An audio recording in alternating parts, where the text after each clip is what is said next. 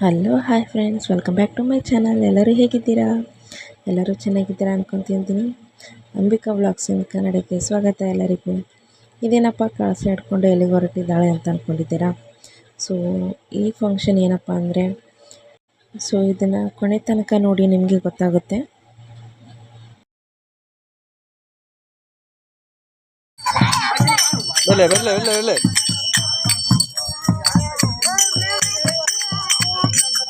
ಮಾಡ್ರ ಭಜನೆ ಲೈ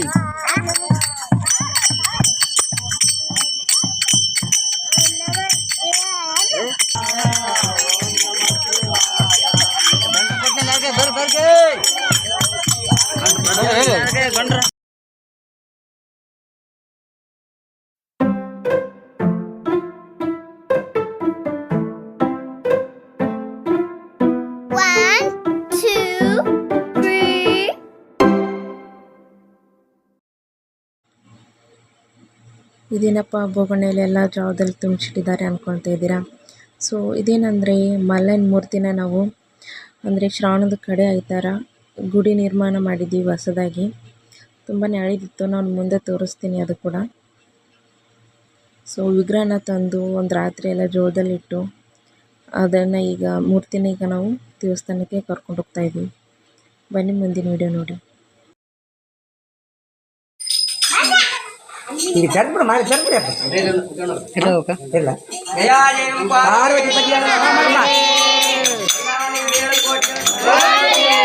ಜಗತ್ತು ಸಿದ್ಧಲಿಂಗೆ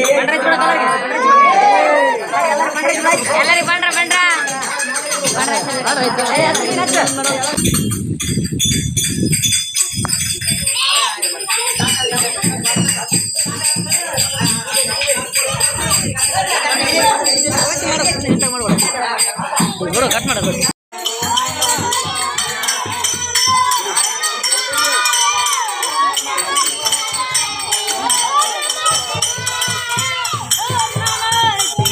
ಅಲ್ಲಿಂದ ಬನ್ನಿ ಹಿಂದೆ ಬಿಡಿ.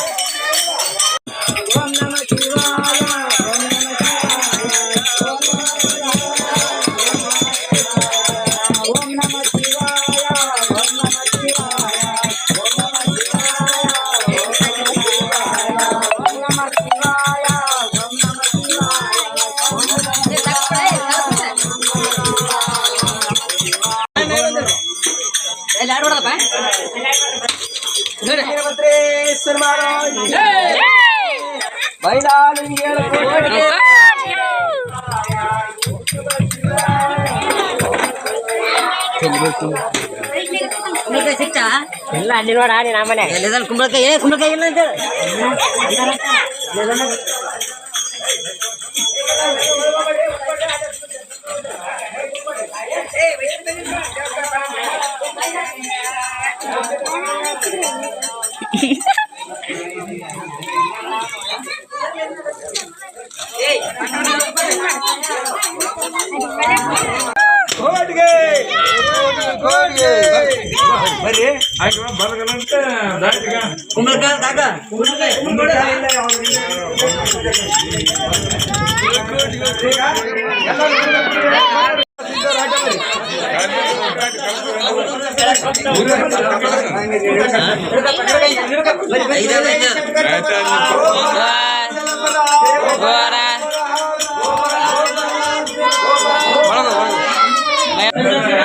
ಮಾಡಿ ಬಿಡಂದ್ರೆ ಯಾಕಂದ್ರೆ ನೀನ್ ಸಲ್ಕಾಕೋಗಿ ಗಲಾಟು ಅದ್ರಾಗ ಗೋಬನಿಟ್ಟು ಮಾಡೋ ಒಂದು 20 ಕೆಜಿ ಗೋಲ್ಡ್ ತಂದು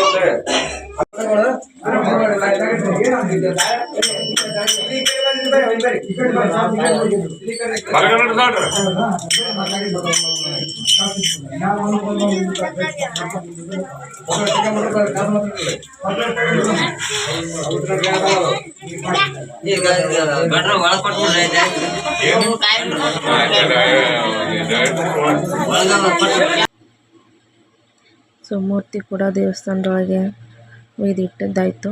ಅಭಿಷೇಕಕ್ಕೆಲ್ಲ ತಯಾರಿ ಮಾಡ್ತಾ ಇದ್ದಾರೆ.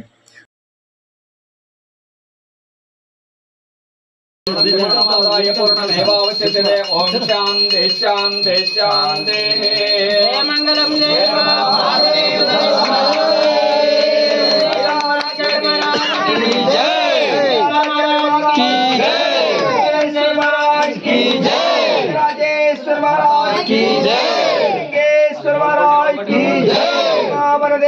वीरभद्रेश्वर महाराज की जय, वीरभद्रेश्वर महाराज की जय, जय मंगलम पार्वतीश्वर महादेव।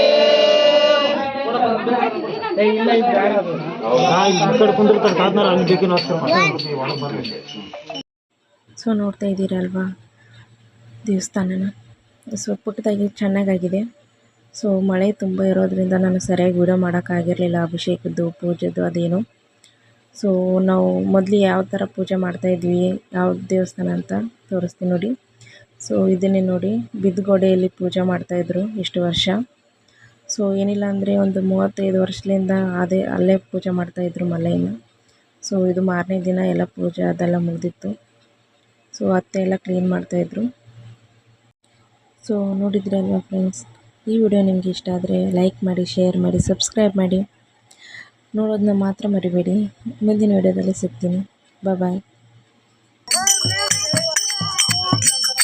ಮಾಡ್ರಲ್ಲ ಭಜನೆ ಲೈ.